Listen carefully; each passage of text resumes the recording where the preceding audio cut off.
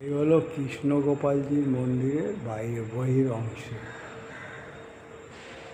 বাইরে কত সুন্দরভাবে এই মন্দির গড়ে উঠেছে। এখানে একটা তুলসী মঞ্চ আছে, আর এই অফিস ঘর বন্ধ আছে। আর এইখানে লেখা আছে যে শ্রী শ্রী কৃষ্ণ গোপালজি, কলকাতা শিমুলিয়া কাঁসারিপাড়া নিবাসী ভগবত স্বর্গীয় জীবনকৃষ্ণ কুণ্ডু মহাশয়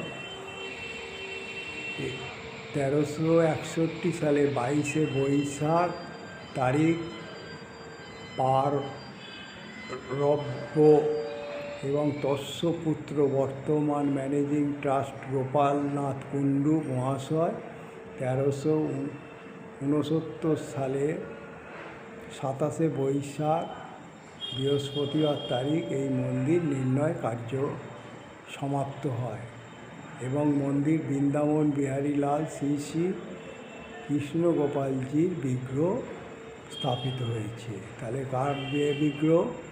শ্রী শ্রী বৃন্দাবন বিহারী লাল শ্রী শ্রী কৃষ্ণ গোপালজির বিগ্রহ স্থাপিত হয়েছে। তাহলে হচ্ছে 1361 খ্রিস্টাব্দে 22শে বৈশাখ। দেখুন এইভাবে কত সুন্দরভাবে তুলে ধরেছে এগুলো।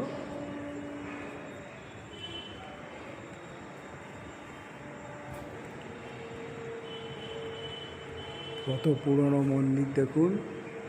আচ্ছা, মন্দির দেখুন,